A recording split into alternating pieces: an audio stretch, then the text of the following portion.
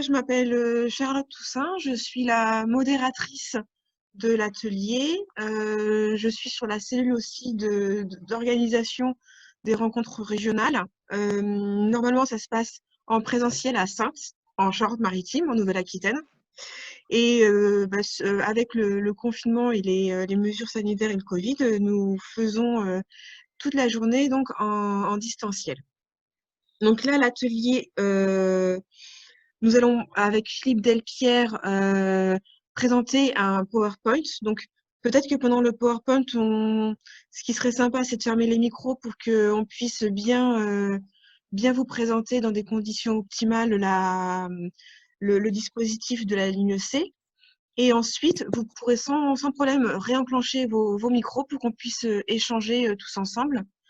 Il y a, si vous voulez poser des questions, l'onglet converser dans le bandeau en bas.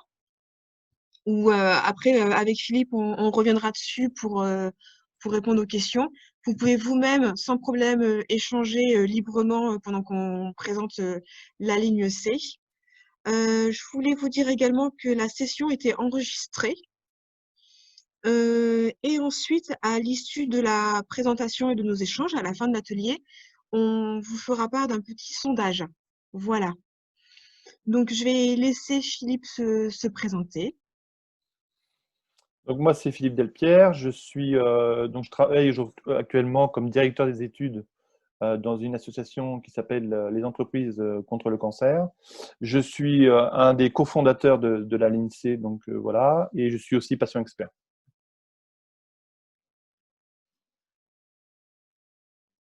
Vas-y Charlotte. Bon. Donc moi, pendant le dispositif de la ligne C, j'étais écoutante et patiente également. Voilà, donc écoutante. Donc on va vous présenter tranquillement le PowerPoint. Tu peux passer la suivante. Donc, comment ça s'est passé? Donc, en fait, on est donc au tout début du confinement, on est parti du constat qu'il y avait quand même 15 millions de personnes qui vivent avec une maladie chronique en France. Donc, diabète, cancer, insuffisance rénale, des maladies comme la sclérose en plaques ou des pathologies mentales également. Et en fait, le confinement, qui était un contexte sanitaire inédit, a mis un système de soins un petit peu en tension. Beaucoup de patients ne savaient plus quoi faire et comment faire avec leur maladie, avec les rendez-vous qu'ils ont régulièrement et aussi tout ce que le confinement a eu d'impact sur leur vie. Et on s'est aperçu qu'il y avait une grosse demande d'informations, car voilà, on nageait un petit peu en eau trouble. Voilà, donc du coup, très rapidement, un collectif s'est réuni en distanciel pour créer cette ligne C. Donc en 5 jours, la ligne téléphonique était en place. Et c'était vraiment une innovation de démocratie en santé, étant donné que ça a été fait par des patients formés de formation universitaire principalement, et également un collectif de médecins, d'infirmiers ou ou de psychologues également. Ensuite, donc, comment fonctionnait la ligne C? Donc, elle fonctionnait tous les jours de 9 heures pardon, à 17 heures. Et donc, elle a été créée pour répondre aux besoins identifiés avec les personnes qui vivent avec une maladie chronique. Donc, c'était aussi bien des patients que des aidants qui nous appelaient. Et elle était principalement pour les patients vivant avec une maladie chronique et se posant des questions par rapport à leur pathologie en lien avec ce qu'était le Covid en mars. Oui, Donc, et donc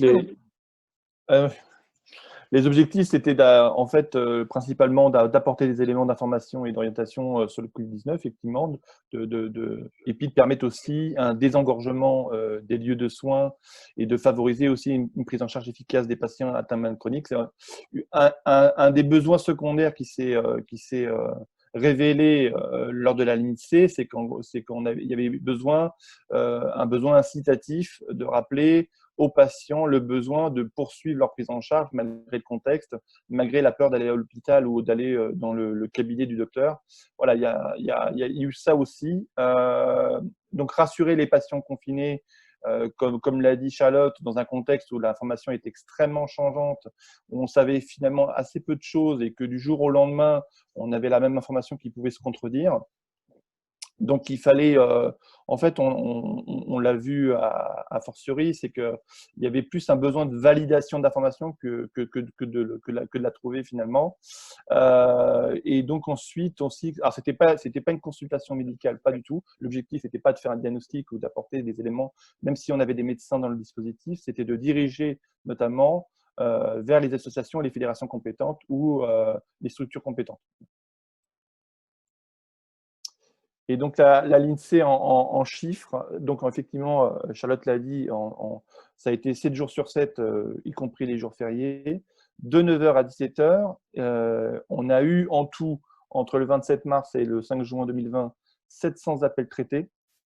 On a compté au sein du dispositif 40 bénévoles en tout, et on a eu, pour être très précis, 33 écoutants. Qui ont, comme l'a dit Charlotte, c'était soit des patients formés en université avec effectivement un volet de formation à l'écoute et des professionnels de santé aussi, avec, pareil, dans les professionnels de santé, des gens qui avaient cette formation-là. On a dispensé en tout au minimum 7 heures de formation qualifiante pour chaque écoutant, c'est-à-dire qu'à l'issue de cette formation, les écoutants, en plus on vient de la recevoir hier, on vient d'une attestation comme quoi ils ont été formés à l'écoute sur les bases du counseling. Donc voilà. À toi Charlotte. Donc, les appelants, c'était principalement la tranche d'âge des 20 et 60 ans, à 75%. Beaucoup de cancers, et également aussi des personnes souffrant d'asthme ou de BBCO, de la sclérose en plaques et ayant un diabète ou ayant une leucémie. 85% des appelants avaient donc une maladie chronique. Et au niveau des appels, la provenance, c'était en majorité de Paris, Île-de-France, mais on a eu beaucoup d'appels aussi de Corse et des DOM-TOM. Et je crois me souvenir, on avait eu aussi quelques pays du Maghreb, il me semble. Philippe, je crois. On a eu la Belgique aussi. On a eu la Ouais, Belgique, on a eu on était toujours, ou la Suisse aussi. On a eu la Suisse aussi. ouais, Ouais. ouais, oui, oui. On Ça a était, on était été. toujours étonné que le numéro arrive à l'étranger, en fait, souvent par les réseaux sociaux, en fait, Ouais, ou c'est par le ça. bouche à oreille. Et ce qui est étonnant, effectivement, sur les pays limitrophes, donc du Maghreb, ou même, enfin, ou surtout la Belgique et la Suisse, c'est en fait qu'on s'est rendu compte que en Belgique et en Suisse, il y avait ce besoin-là aussi, et que finalement, ce numéro pouvait servir aussi, leur servir aussi, voilà, au niveau des informations. Mm, Parce que ce qui était intéressant, c'est que comme on avait un niveau d'information, on va dire, homogène, en tout cas, entre ces pays, et qu'on découvrait les choses un peu en même temps, c'est vrai que le besoin finalement, passait les frontières, en fait. mm. Et donc, pour parler de ces personnes qui nous appelaient, voilà, à distance, on est ressorti au niveau des particularités. On s'est rendu compte notamment qu'il y avait un ressenti traumatique qui en fait une résurgence, on va dire, d'un traumatisme. C'est-à-dire que les gens faisaient une association dans leur ressenti par rapport à ce qu'ils avaient vécu de leur maladie, c'est-à-dire l'annonce notamment du confinement abrupt. Ça leur réévoquait l'annonce brute du diagnostic de leur maladie. Et pareil avec le suivi qu'il y a derrière, c'est-à-dire qu'en gros, pareil, un peu le coup de masse, on va dire, le besoin de se réorganiser, énormément d'informations qu'on leur dispense en très peu de temps, beaucoup de flou, où il faut justement aller chercher l'information, il faut aller trouver les bonnes informations, revoir un peu ce qui a été dit, et puis est-ce qu'on a bien compris, etc. Et aussi, en finalité, l'incertitude des suites aussi. C'est-à-dire quand est-ce que ça se termine, quand est-ce que je vais être guéri, quand est-ce qu'on va être guéri collectivement. Et c'est vrai que ces similarités entre le confinement et la maladie ont été beaucoup évoquées dans les appels qu'on a eus. Les gens avaient vraiment le même ressenti de se dire, bah voilà, pareil, l'isolement social, le confinement lié à la maladie, là lié à autre chose aussi. Voilà, donc il y avait vraiment des similitudes là-dessus.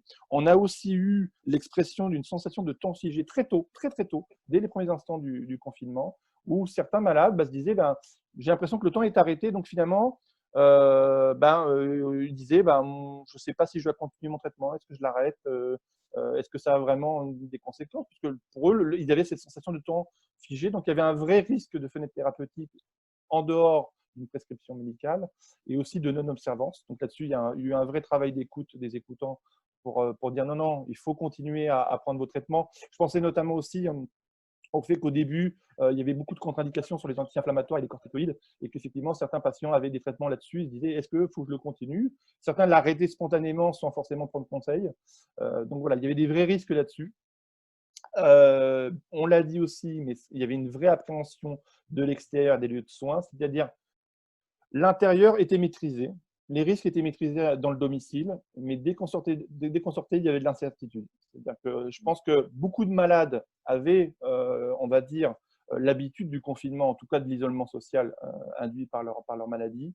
Donc, quelque part, avaient une expérience là-dessus. Donc, ils maîtrisaient bien l'aspect d'être chez soi et d'être indépendant et autonome. Là-dessus, il y avait assez peu, on va dire, d'angoisse, mais c'était surtout l'appréhension de sortir, et notamment d'aller à l'hôpital qui devenait de manière très paradoxale, un lieu de danger vraiment expressif. Voilà. On a eu notamment effectivement un appel d'une dame qui nous demandait, qui n'était pas sortie, qui s'était confinée, elle, déjà préalablement avant l'annonce du président, et qui disait, décrivez-moi comment c'est dehors, parce qu'elle imaginait enfin, elle avait une vision cataclysmique du dehors, et en disant, mais est-ce qu'il n'y a pas des gens qui sont par terre en train de mourir? Est-ce qu'il n'y a pas des cadavres partout? Enfin, mais voilà, donc il a fallu lui décrire non, que c'était comme ça. Comment on lui expliquait des choses qui aujourd'hui nous paraissent normales, mais notamment les queues qui s'allongeaient parce qu'il fallait mettre 2 mètres entre personnes, 1 ou 2 mètres, les masques et ça, les nouveaux protocoles sanitaires, les nouvelles façons de se saluer avec les coudes, enfin des choses comme ça, des choses de la vie courante.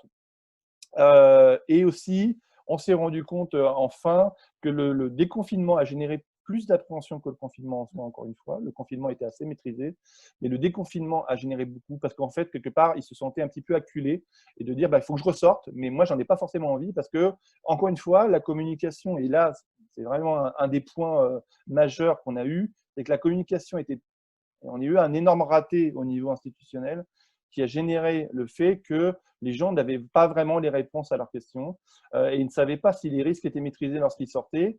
Donc, en fait, l'appréhension de retourner au travail, notamment sur des aspects juridiques, est-ce que je peux me mettre en télétravail, comment je peux accéder à ça, est-ce que je suis obligé d'y retourner, etc., etc. Et aussi le retour à l'école des enfants, parce que beaucoup de gens, je disais, déjà, est-ce que je ne mets pas mon enfant en danger? Ça, c'est le premier truc. Mais est-ce que mon enfant ne va pas devenir un vecteur de contamination dans mon foyer? C'était ça aussi la question. Voilà. Il y avait ces deux questions. Et donc, comme je l'avais dit tout à l'heure, mais on s'est rendu compte que finalement, que les patients, bien évidemment, maintenant, aujourd'hui, sont très documentés et vont chercher l'info. Ils n'ont pas forcément trop de mal à la trouver, mais par contre, c'est vrai que dans le contexte où on était, il y avait un fort besoin de la valider. C'est-à-dire, j'ai une information, est-ce qu'elle est bonne? Est-ce qu'elle est valable? Est-ce qu'elle est pertinente? Et le deuxième, on l'a dit, mais c'était nous, on avait cet objectif secondaire qui n'était pas explicité, mais qui était implicite, c'était de rompre l'isolement. Et on s'est rendu compte dans les entretiens que souvent derrière une demande, effectivement, légitime, bien sûr, il y avait cette demande aussi de prendre du temps et d'avoir un contact social et pouvoir en parler. Vas-y, Charlotte, excuse-moi. Juste pour rebondir, Philippe, sur ce que tu as dit, le standard, il explosait quand même beaucoup le lendemain des annonces du gouvernement. Et du coup, on s'y préparait entre nous également. Je ne sais pas si tu te souviens. Oui, oui. C'est vrai que les pics d'appels étaient vraiment ponctués par les annonces gouvernementales, notamment. Effectivement, ça a été beaucoup ça. Ouais. Voilà. Donc, les écoutants, donc on était tous des bénévoles. Donc, aussi bien des patients formés en université et également des professionnels de santé, quels qu'ils soient. Il y avait des médecins, Une, des une kinés, sexologue, on l'a déjà dit. etc. Ouais, ouais. Non, mais on a eu des horizons divers. Voilà, c'était vraiment une grosse richesse au niveau des écoutants et avec une égalité et une équité de rapport. Et on s'est formé à distance à l'écoute également. Voilà, ça a été, il y avait une cellule organisatrice derrière qui était géniale et qui, comment, qui nous rassurait, nous, en tant qu'écoutants bénévoles, aussi bien patients que soignants, parce qu'on était quand même, nous aussi, dans cette réalité d'incertitude et de questionnement. Mais il y avait une machine qui était super bien rouée entre nous tous, en fait. Je te laisse la parole, Philippe. Ah, c'est moi, là? Oui, c'est moi. Ouais, c'est toi là. Donc, effectivement, donc, on ne l'a pas spécifié, mais en tout cas, les appels étaient anonymes pour les personnes qui appelaient. L'anonymat était respecté. On n'avait pas le numéro de la personne qui appelait, on n'avait pas, voilà, on s'était coordonné, etc. Et c'était pareil pour les écoutants. Donc, les écoutants étaient anonymes. On avait acté qu'on pouvait donner le prénom, bien évidemment, en disant, bah, je prends l'exemple de Charlotte, mais bonjour, je suis Charlotte, voilà, pour donner un petit peu quand même une incarnation de la personne, mais surtout pas d'éléments personnels, même si Charlotte, elle nous racontera tout à l'heure, mais elle peut nous raconter, mais elle, elle a eu un appel de quelqu'un qu'elle connaissait, donc quelque part, voilà, qu'elle avait croisé, donc ça pouvait arriver, mais en tout cas, on a respecté cette doctrine-là. C'était par permanence de 2 heures. Et on voulu qu'il n'y ait pas plus de 2 permanences maximum par semaine pour éviter un épuisement, pour éviter voilà, que ce soit non plus un four pour les écoutants. Donc, on avait un document de ressources actualisé quotidiennement qui a été fait par Céline Druet, qui a fait un travail monumental, incroyable, avec donc ce document qui était interactif, avec un sommaire interactif. En gros, pendant que l'écoutant faisait son fil d'entretien, si elle avait une question en rapport avec une maladie, elle trouvait très facilement le lien avec l'ensemble des informations actualisées en lien avec le Covid-19, les contre-indications notamment, les indications, etc. Et notamment les associations référentes, les structures référentes, etc. etc. Donc, c'était un document conséquent, mais qui a été pensé pour être utilisé dans l'action, bien évidemment, dans le fil d'un entretien. Ça a demandé quand même une phase d'appropriation par les écoutants, mais très vite, ça s'est bien passé parce qu'en plus, il était actualisé par eux en fonction des demandes et des retours qu'ils nous faisaient, parce qu'on faisait 2 débriefings donc, collectifs par semaine, auxquels les écoutants ont vraiment participé, il y avait vraiment un taux de participation, et qui a servi justement à améliorer notamment ce document ressources, à permettre de pouvoir l'alimenter. En fonction aussi des demandes des appelants, en disant voilà, on a eu telle question, parce que c'est aussi arrivé qu'on ait des questions auxquelles on n'a pas la réponse, et on pouvait aussi éventuellement dire à la personne, écoutez, en l'état des choses, soit on ne sait pas, ça c'était aussi un indicateur qu'on a donné aux écoutants, c'est de dire, si vous ne savez pas, ça arrive, il ne faut pas hésiter à le dire, ce n'était pas une faute en soi. Donc on a dit, voilà, par contre, si vous avez une question auquel on n'a pas la réponse, on peut éventuellement lancer une recherche là-dessus. Et donc quotidiennement, on avait ce genre de retour interactif et on pouvait facilement trouver des réponses rapidement. Donc, chaque personne avait une supervision proposée et recommandée. Et, comme l'a dit Charlotte, le contexte était quand même extrêmement particulier parce que c'est vrai que de manière inédite, tout le monde était dans le même bain, on était tous confinés, tous isolés, voilà, tous dans le même contexte. Et ça, c'est vrai que voilà, ça peut créer une porosité émotionnelle qui est plus compliquée pour l'exercice de l'écoute. Et on avait donc la formation continue parce que, en fait, à travers ces réunions de débriefing, comme on mettait collectivement notre expérience en commun, on se formait du même niveau, en fait. Et ça a permis justement une dispensation des informations, de pouvoir avancer ensemble et de se former à travers ça. Et donc, chaque appel a fait l'objet d'un reporting anonymisé. Donc voilà, et ça, c'était non seulement, comme je l'ai dit, pour améliorer le dispositif, mais aussi à visée scientifique, parce que derrière, il y a eu un volet recherche qui est toujours en cours pour justement transposer cette expérience et voir ce qu'on peut en retirer de ces appels et de la substance qu'on a pu en retirer. Donc, des retours qu'on a eu des écoutants vis-à-vis de cet exercice, on a eu comme intérêt l'intégration à un projet collectif spontané et solidaire. C'est vrai que le fait que ce soit effectivement quelque chose de totalement voilà, partie du salon de chacun et voilà, au départ, on n'avait pas d'étiquette. En tout cas, on s'est vraiment créé collectivement sans qu'il y ait une structure ou quoi que ce soit, ou une assoce ou quelque chose d'institutionnel. C'est vraiment parti de quelque chose de spontané. Charlotte l'a dit, mais c'est vrai qu'il y avait une vraie équité des rapports s'appuyant sur les compétences de chacun. Il n'y avait pas de hiérarchie. Il y avait une supervision, bien sûr, parce que moi, notamment, j'étais responsable des écoutants, mais on va dire que c'était plus en termes de responsabilité, mais pas vraiment en termes de hiérarchie. Il y avait une mutualisation de la diversité des parcours autour de valeurs communes. On avait vraiment des parcours extrêmement divers, des pathologies diverses. On avait aussi des soignants qui étaient très frustrés de ne pas pouvoir être en première ligne et de pouvoir être à l'hôpital de par leur fragilité personnelle ou de leurs raisons personnelles qui leur appartiennent, mais en tout cas ne pouvaient pas, avec ce sentiment de frustration qu'on peut bien connaître et qu'on peut comprendre, et de se dire, ben, j'ai envie d'être utile, j'ai envie de faire quelque chose. Et ça nous a été beaucoup partagé. Il y avait aussi le fait de valoriser ce qu'on disait tout à l'heure, l'intelligence collective. Ça, c'est un terme qu'on utilise beaucoup, mais vraiment, c'est quelque chose qui s'exprimait au sein de la l'INSEE, c'est-à-dire que, notamment au sein des réunions, des briefings, mais aussi des échanges qu'on avait sur le groupe WhatsApp, collectivement, tout le monde a apporté ce qu'il savait et l'a mis au service du dispositif et des réponses qu'on pouvait avoir, parce qu'on avait des gens vraiment avec des compétences extrêmement diverses, et notamment, on a Nathalie qui est là, qui est présente, et qui avait des compétences extrêmement particulières sur certains points, qui nous a apporté justement cette spécificité de par son parcours professionnel, ce qui nous a beaucoup aidé pour trouver des réponses, notamment sur certaines problématiques qu'on avait en commun par rapport aux appelants.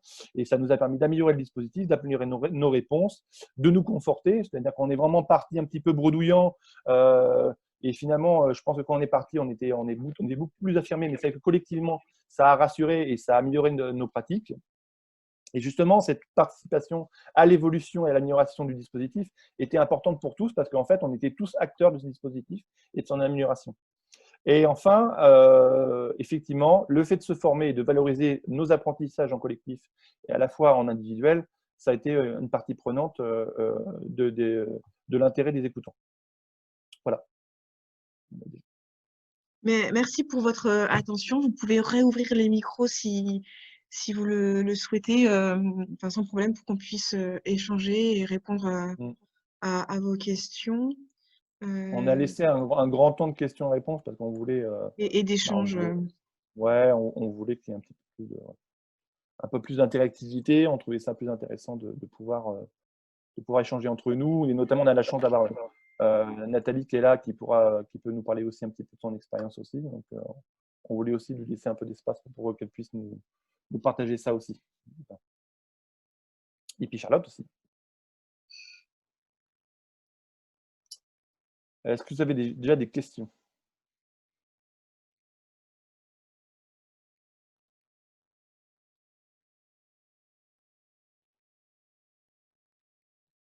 On a été tellement clair et complet. Ouais. C'est fou, ça a été incroyable. Alors, je ne sais pas si vous m'entendez. Si. Alors, je me présente, Marianne Comte. Moi, je suis formatrice en école d'infirmière. Donc, je vous remercie pour votre intervention qui m'a paru très, très intéressante. Moi, je m'occupe au sein de cette école d'infirmière à former aussi des étudiants en éducation thérapeutique pour qu'ils sortent avec un niveau 1. On travaille aussi avec des patients experts et je trouve que votre expérience, en tous les cas, que vous avez menée est très intéressante. Moi, je voudrais revenir sur quelque chose que vous avez dit à un moment donné. Vous avez dit on est tous dans le même bateau et il y avait une espèce de porosité émotionnelle. Est-ce que vous pouvez nous en dire un petit peu plus par rapport à votre vécu concernant cette expérience et cette porosité émotionnelle? Oui. Alors, pour situer un peu, moi, comme j'ai dit, je suis patient expert, mais je suis un ancien, enfin, pas un ancien, on est toujours soignant, mais j'ai commencé par une carrière hospitalière. J'étais infirmier urgentiste et formateur aussi en ICI. Et donc, bah, je disais notamment, il y avait ce côté frustré du soignant de dire, bah, je ne peux pas être en première ligne parce que faut que je pense à me protéger aussi et qu'effectivement, on n'a pas besoin d'avoir des gens qui soient voilà, fragiles à côté. Mais il y avait aussi, effectivement, comme je dis, on était dans le même contexte. En gros, ce qui était inédit, c'est que déjà le fait que des patients répondent à des patients et qu'on soit tous sur le même contexte, c'est-à-dire qu'en gros, qu'on soit tous dans la même situation, à la fois géographique, institutionnelle, médicale, de risque, etc. Et donc, on partage les mêmes affects, les mêmes inquiétudes, les mêmes préoccupations, et surtout qu'on soit quelque part, de manière assez paradoxale, au même niveau d'information. C'est-à-dire que là, pour le coup, autant des fois on peut être dans vous connaissez ça, on peut être dans une position de sachant, c'est-à-dire avec vraiment, on va dire, quelque chose de descendant. Là, on était plutôt sur un principe de partage avec les personnes, c'est-à-dire on avait un tout petit peu plus d'informations, on va dire, un tout petit peu plus. En tout cas, une validation de l'information plus qu'une information en plus. Comme je l'ai dit, beaucoup de gens venaient en disant « Moi, j'ai entendu ça. Est-ce que c'est vrai? Est-ce que c'est pas vrai? Est-ce que je peux m'y fier ou pas ?» C'était surtout ça. Et de dire, voilà, on était sur cette verticalité, mais aussi dans le doute à la fois aussi. Et c'est-à-dire que à la fois, ça crée une proximité, je pense, mais ça, Nathalie et Charlotte le diront peut-être mieux que moi, mais autant on était dans une proximité qui permettait aussi un échange, on va dire, qualitatif et en tout cas de manière plus authentique avec la personne. Notamment, vous savez, comme j'ai dit, on a amélioré le dispositif au fur et à mesure. Et notamment sur l'écoute, il y a beaucoup de gens qui avaient procédé à des échanges avec des malades, qui avaient un sens du contact, du relationnel. Mais c'est vrai que l'écoute, c'est quelque chose de très particulier. Et pas mal de gens étaient formés à l'écoute, mais l'écoute téléphonique, c'est encore autre chose. Parce qu'on n'a pas le contact visuel et on n'a pas le contact charnel et on va dire, voilà, de proximité qu'on peut avoir. On voit pas le regard des gens, on voit pas le feedback, on sait pas si ce qu'on dit c'est de la merde ou pas, ou comment la personne elle le perçoit. Donc il y a eu à la fois les écoutants qui étaient en phase d'apprentissage et de prendre un petit peu confiance en eux, et à côté ce contexte quand même qui était très anxiogène et très inédit, que eux-mêmes vivaient et que les autres vivaient. Et c'est pour ça que tout de suite, on a mis notamment un facteur différentiel dans l'exercice, c'est que les gens qui nous appelaient se disaient, voilà, il faut que j'aille très vite parce que sûrement ils sont pressés, sûrement eux, ils n'ont pas beaucoup de temps pour m'écouter, donc il faut que je formule ma question très très vite. Et donc, ce qu'on a tout de suite mis en place collectivement et qu'on s'est dit, on a dit, on pose le cadre et on pose le temps en disant à la personne, j'ai tout le temps pour vous écouter, j'ai tout le temps, j'ai personne derrière, j'ai pas de personne qui va m'engueuler en disant fais du chiffre et enchaîne les appels, j'ai tout le temps, posez vos trucs. Et de reprendre le truc et de dire, voilà, déroulez-moi bien votre question. Et là, on parlait notamment justement des choses implicites et explicites. Voilà, c'est vraiment pour qu'on puisse dérouler ça et de dire, voilà, on va prendre le temps. Ça, c'était quelque chose de différentiel. Et puis, encore une fois, de créer une proximité à travers la voix, à travers l'échange, à la fois pour l'écoutant. Et ce qui était, on va dire, différenciant, c'est que voilà, il y avait cette authenticité parce qu'on partageait les mêmes choses. Donc, quand les personnes évoquaient, c'est vrai que je vous dis, quand on fait de l'écoute sur un autre thème, on peut plus avoir cette position descendante en disant « je suis le sachant, je vais vous dispenser mon savoir, je vais vous dire les choses ». Là, ce n'était pas le cas. C'était de dire « voilà, en l'état des choses, on partage les petits trucs astuces ». Et puis, encore une fois, nous, on apprenait tous les jours en même temps. C'est-à-dire que, comme je vous ai dit, un jour, on nous disait bah, « le virus, il est comme ça ». Le lendemain, on nous disait le contraire. Donc, cette incertitude participait aussi à affecter les écoutants. Et je vous dis, les écoutants étaient dans le même contexte d'incertitude. Et on avait moins cette position de sachant et de dire, bah, c'est bon, je suis carré. Donc, voilà. On était aussi patient, de patient à patient. Pour beaucoup. Même les soignants étaient patients. Et le fait de, moi, c'est cette expérience d'écoutante téléphonique, parce que je suis formée à l'éducation thérapeutique et c'est vrai que comme Philippe, moi, alors je suis pas infirmière à la base, mais je suis aide-soignante. Donc c'est vrai qu'il y avait cette frustration de ne pas pouvoir aider et accompagner les hôpitaux saturés. Donc du coup, cette ligne C nous a permis un espace de se sentir utile en tant qu'ancien soignant et encore plus en tant que patient, étant donné qu'il n'y avait plus de programme d'éducation thérapeutique également. Et du coup, l'écoute qu'on a normalement en séance de TP, on l'avait au téléphone. Mais en fait, moi, je me suis aperçue qu'il y avait il y avait un lâcher-prise qui était beaucoup plus, comment, voilà. Il y avait un plus gros lâcher-prise des appelants. Et du coup, nous, ça nous permettait peut-être d'être dans comme disait Philippe, hein, de répondre par de l'authenticité. Et à chaque fois, il y avait de l'honnêteté. En fait, quand on savait pas, on disait, ben, on sait pas. Si vous voulez, ce soir, on envoie un mail à la cellule organisatrice. On y travaille. D'ici 2-3 jours, vous nous rappelez avec votre question. Même si c'est pas moi qui va décrocher, l'ensemble des écoutants, des écoutants aura la réponse. Rassurez-vous, si vous appelez dans 2-3 jours, vous aurez la réponse. Et on avait finalement, on s'est aperçu, Nathalie et Philippe, qu'on avait des personnes qui nous ont appelés plusieurs fois finalement, indirectement, tous ensemble, on arrivait à assurer un suivi de certaines personnes qui étaient en demande.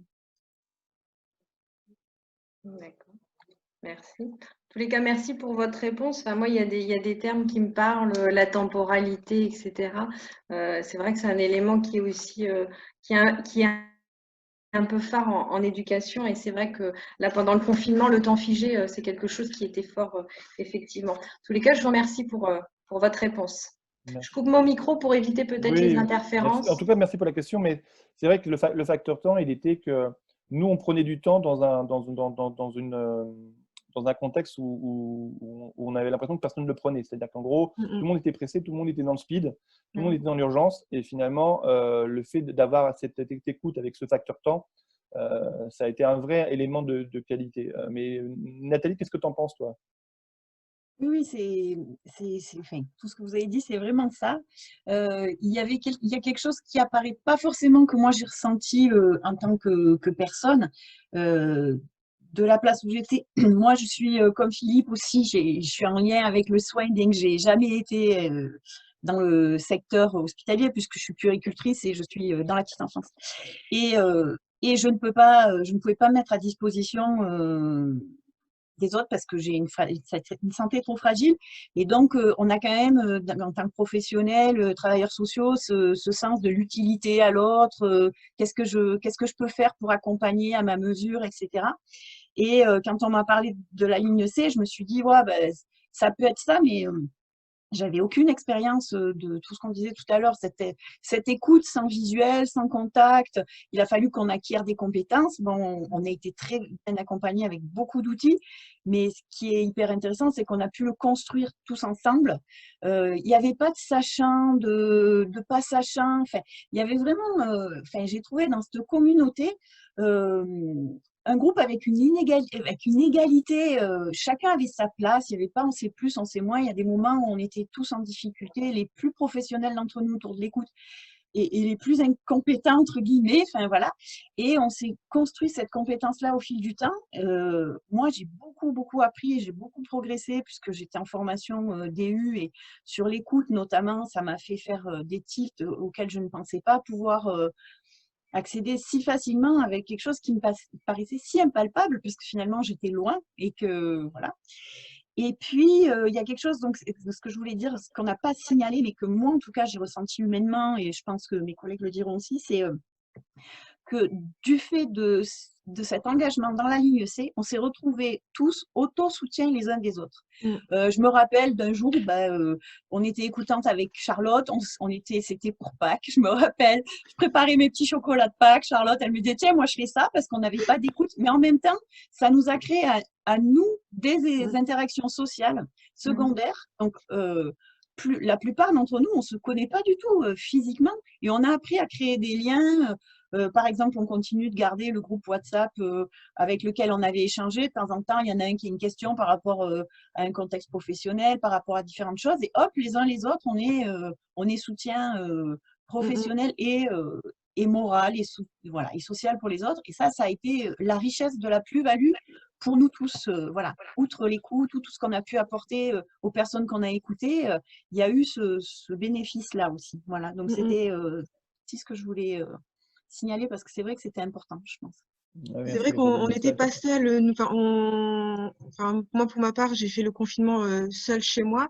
Et du coup, en fait, eh ben, ces moments institutionnalisés des débriefings 2 fois par semaine me permettaient de conserver un lien social, de voir du monde, de parler et de rompre mon isolement. Et également, enfin, ça boostait en fait. On s'est senti utile et pas seul nous-mêmes. Et du coup, ce noyau d'écoutants et notre cellule organisatrice qui était qui répondait à chaque fois dès qu'on avait une question, qui était tout le temps disponible, et ben nous permettait en fait de nous armer au quotidien et d'avoir même si on doutait et si on savait plus pas trop où nous-mêmes on était, mais d'avoir de l'assurance en fait. On se rassurait beaucoup pour les uns les autres, je trouve. Non, mais c'est vrai que pour le résumer, en fait, avant de faire du bien aux autres, en fait, on s'est fait du bien à nous. En fait, c'est vrai que c'est ça. En fait, c'est vraiment ça. C'est en fait, enfin, on vient sous le prétexte de dire bon, on veut aider, et puis en fait, quelque part, on s'aide nous-mêmes parce que effectivement, j'en reviens à votre question. Votre question, c'est que en gros, effectivement, là où était la porosité, c'est que finalement, nous aussi, on avait besoin de contact, on avait besoin d'interaction, et on avait besoin de papoter et d'être aussi en collectif, d'être en groupe aussi. C'est ce que disait Nathalie. Le fait d'être en groupe aussi, c'est hyper important dans un contexte où on ne pouvait pas se rencontrer. Et d'ailleurs, encore aujourd'hui, hein, la plupart, on ne s'est pas du tout rencontrés physiquement, on ne se connaît pas. C'est ça aussi le côté inédit, c'est de bosser avec des gens qu'on n'a jamais vus, qu'on n'a jamais rencontrés, hormis en visio au départ. Mais c'est vrai voilà, le fait d'être en distanciel comme ça continuellement, c'est vrai que des fois, notamment sur les réunions débriefing, on pouvait être entre 30 et 35 personnes. Et ça n'a jamais été le bordel, ça n'a jamais été vraiment. Ça a toujours été... il y a un élément aussi qui n'était pas forcément gagné, mais moi que j'ai trouvé en tout cas, il n'y avait pas de tension et vraiment pas de tension malgré le contexte. Et il y avait toujours extrêmement de bienveillance et pas de jugement. C'est-à-dire que même quand il y a eu l'expression d'émotion au travers du débriefing, ça a toujours été extrêmement bienveillant parce qu'on a eu des contextes d'appels compliqués. Notamment, on a eu, et ça c'est on va dire un petit peu enfin on s'y attendait parce que c'est le cas de toutes les lignes d'appel et ça arrive, on a eu des appels suicidaires qu'il a fallu gérer en direct et qu'il a fallu être réactif. Mais à chaque fois qu'on a eu des événements, je vais dire des événements indésirables, mais en tout cas des événements un petit peu inédits, on en a toujours fait, on l'a toujours potentialisé en groupe, toujours collectivement, et de dire voilà, on pose le truc, voilà, on a eu ça, qu'est-ce qu'on en fait, comment on y répond, comment on choisit collectivement, et le fait que ce soit une démocratie, mais une démocratie sans que ce soit très institutionnel, on vote pas, mais il y a un consensus pour que chacun, quand on a une réponse et qu'on ait un acte, on soit en accord avec nos valeurs, que les écoutants, quand ils dispensent quelque chose et qu'ils font quelque chose, c'est important qu'on garde cette couleur et de se dire bon, ce que je fais a du sens et ça correspond à mes valeurs. Voilà. Parce que ça peut être aussi quelque chose de très dur, mais notamment dans le cadre de cet appel suicidaire, les suites qui ont été données, il fallait qu'on soit tous d'accord sur les suites qu'on a données. C'est-à-dire qu'en gros, il fallait que ça corresponde à nos valeurs parce que il a fallu, je peux vous expliquer, c'est qu'il a fallu qu'on fasse ce qu'on appelle une rupture de l'anonymat pour faire un signalement, parce qu'on a eu plusieurs appels de cette personne et qu'à un moment, il y a eu une catégorisation. Alors après, même si au niveau des responsabilités, il y a une hiérarchisation et que moi, je prends la responsabilité en tant que responsable de faire cette démarche-là, mais il faut expliciter cette démarche pour que tout le monde soit d'accord avec cette démarche et qu'on soit en accord. Parce que pour certaines personnes, et notamment pour la personne qui avait pris l'appel, ça pouvait être, on va dire, une sorte de choc entre ses valeurs en disant bah, cette personne, je lui avais dit que c'était anonyme et je ne respecte pas cet anonymat. Donc, il faut expliciter pourquoi on le fait, qu'est-ce qu'il y a derrière la démarche et qu'on reste, voilà. Mais voilà, que tout le monde soit en accord et même que si voilà, moi j'aurais pu en tant que responsable taper du poing en disant je prends cette décision et puis je ne vous consulte pas et c'est comme ça. Mais non, l'important c'est qu'on soit tous d'accord, que tous les acteurs soient d'accord avec les démarches qu'on va dispenser. Surtout dans ce caractère assez particulier.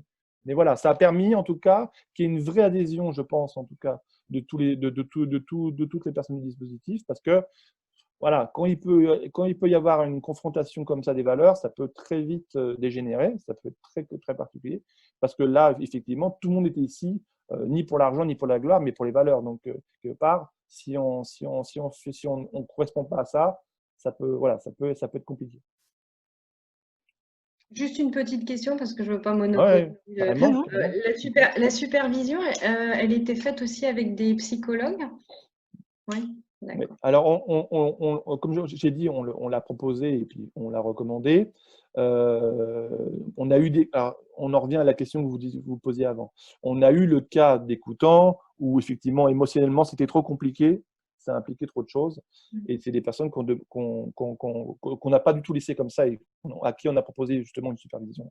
Voilà, un accompagnement, pas des psychologues, effectivement, des gens qui étaient, pour le coup, là, érudits dans cet exercice-là, qui étaient en plus, c'est-à-dire il y en a certains qui étaient écoutants, mais pas tous, il y en a certains qui étaient en renfort et qui se sont proposés justement pour assurer la supervision des écoutants, et notamment face à des contextes où effectivement les gens se rendaient compte que, au bout d'un moment, voilà, parce qu'effectivement, à côté, il fallait gérer le quotidien et c'était trop dur.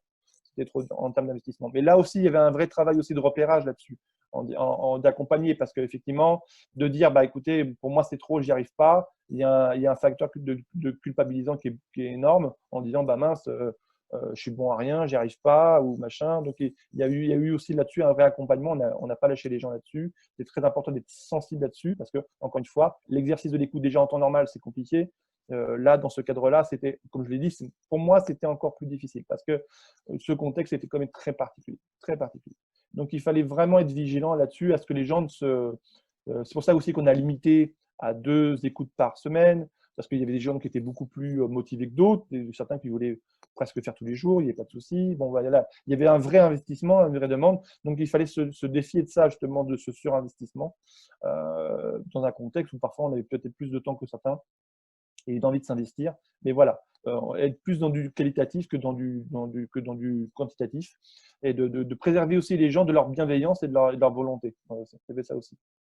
Mais oui, effectivement, on a fait très attention à ça aussi. Et la supervision était faite par des professionnels. Alors, on avait tenté la supervision en groupe. Ça n'a pas été très concluant, enfin, moi, dans l'aspect. On s'est plus orienté vers des supervisions personnelles, individuelles. Très bien. Je vous remercie en tous les cas pour vos éléments de réponse. Ouais. Et puis, les réunions des briefings faisaient un peu office aussi de supervision, quelque part, en collectif.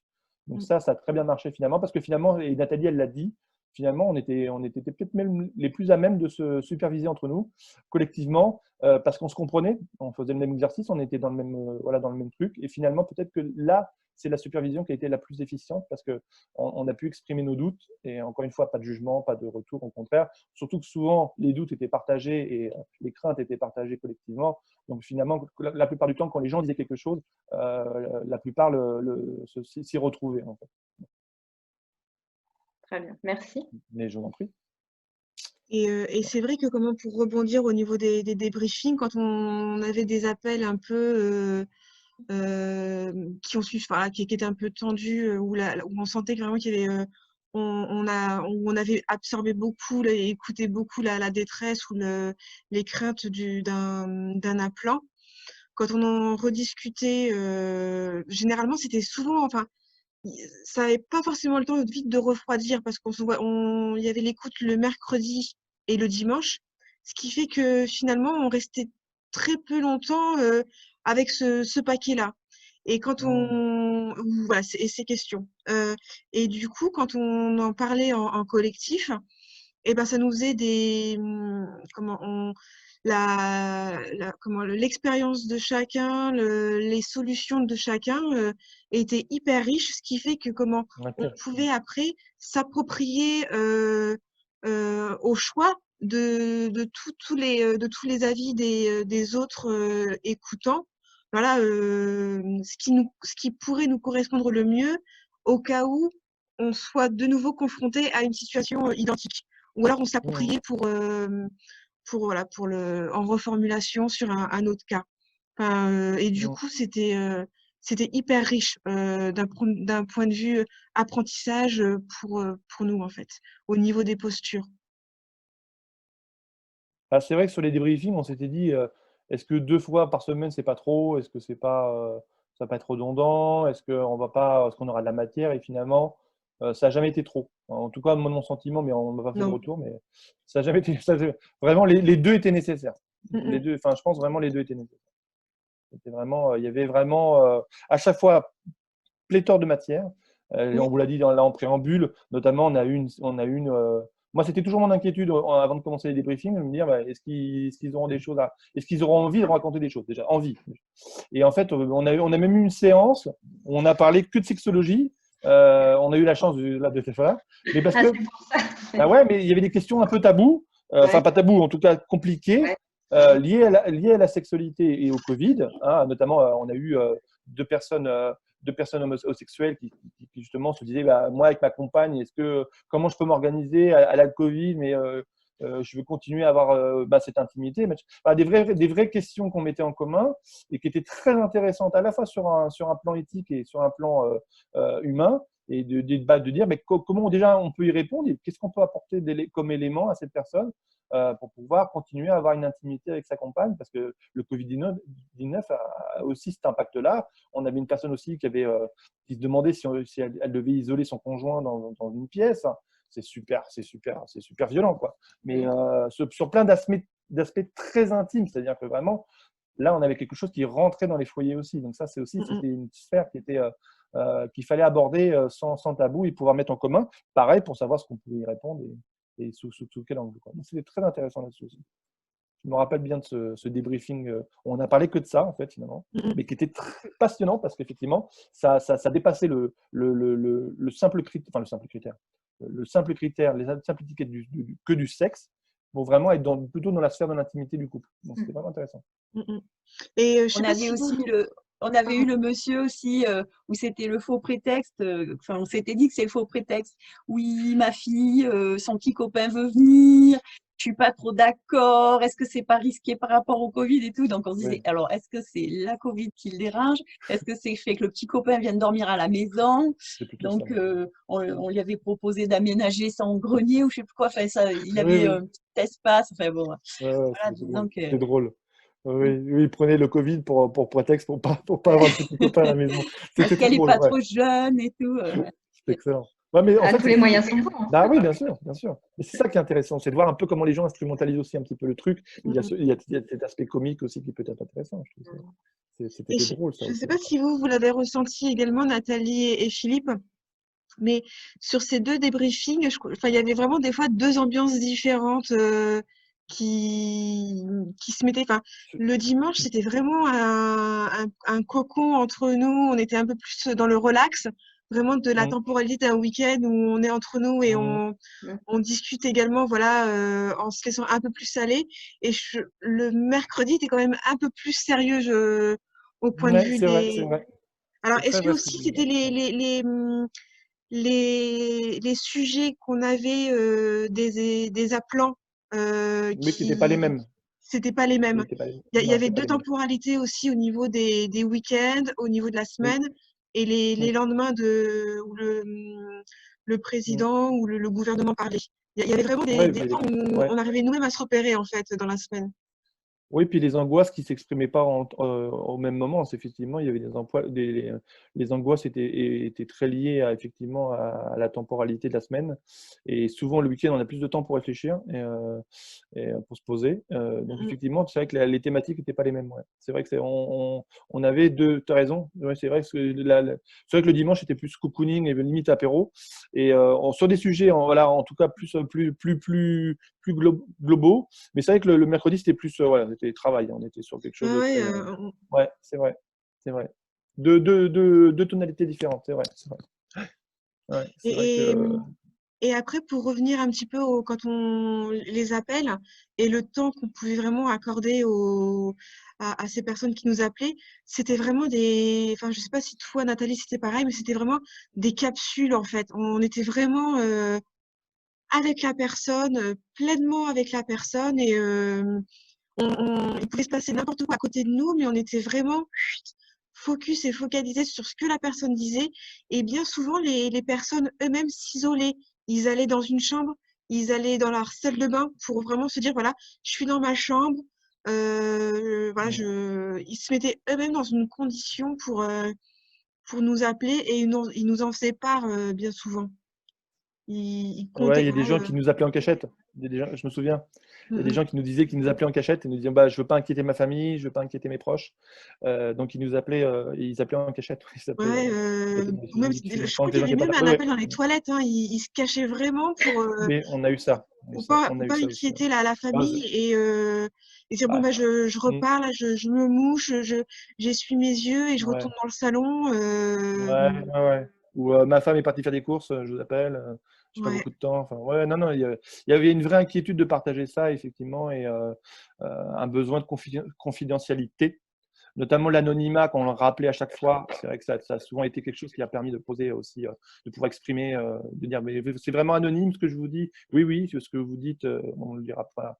Donc effectivement, ça a permis pour beaucoup de gens de poser des choses. Et effectivement, les gens pouvaient aborder des sujets avec nous qu'ils avaient peur d'aborder au niveau de leur famille. C'est ça Mm, mm. aussi, d'aborder des inquiétudes et de dire bah, je préfère en parler quelque part avec quelqu'un que je ne connais pas que d'en parler au sein de la famille, mais de pouvoir désamorcer des choses. Alors, l'histoire de la copine, c'est autre chose, mais c'est vrai qu'il y avait des aspects très pratico-pratiques dans les questions. Ce n'était pas forcément des questions super techniques. Alors, on en a eu, hein. On a eu des questions très, très, Bah, très il y avait techniques. Jérémy Mais on avec est... l'assistante maternelle, hein. C'était quand même quand Ah, alors lui, je crois qu'il était resté au moins plus d'1 heure au téléphone. Il avait le guide, il avait tout épluché de A à Z, hein. De l'entrée mmh. des enfants au midi, on est passé tout au crible ce qui pouvait se passer pour la mettre en sécurité. Enfin, on était vraiment investis quand même. Oui, oui, c'est d'essayer de rappeler aussi des protocoles, de Mm, revoir aussi. Il y avait des questions aussi, comment je peux faire mes courses sans me contaminer? Est-ce que je dois décontaminer mes affaires? Est-ce que je dois les mettre en quarantaine?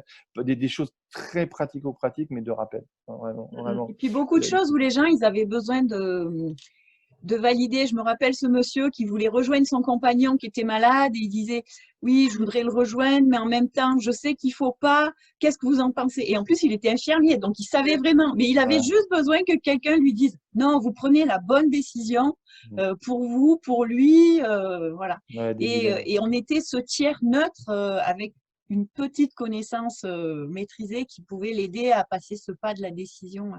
Plusieurs fois, on a eu des petites décisions comme ça, où les gens, ils mm, avaient, de toute façon, c'était le support qu'on utilisait, c'est le counseling, c'est les personnes qui ont les ressources, hein.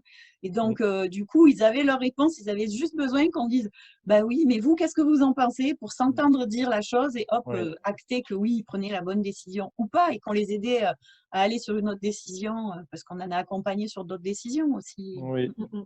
C'est très vrai ce que vous dites. C'est vrai que c'est là-dessus, puis on finira là-dessus, parce que je vois qu'il est déjà 10h55, mais effectivement, beaucoup de gens avaient déjà effectivement les réponses et les ressources. Et ils avaient, comme dit très bien dit Nathalie, ils avaient un besoin de validation, ou tout du moins d'avoir un peu de recul sur cette situation vis-à-vis de leur décision. C'est vrai. Comme elle a dit, c'est vraiment la base du counseling, c'est les gens, ils ont déjà la réponse en eux, simplement, il faut qu'ils s'entendent de dire. Ouais, c'est tout à fait vrai. Bah, en tout cas, merci en tout cas d'avoir été à l'atelier puis de votre intérêt. On espère qu'on a répondu à vos questions et qu'on a suscité un peu d'intérêt autour de ce dispositif. Et puis, bah, je vous souhaite une belle journée avec Charlotte.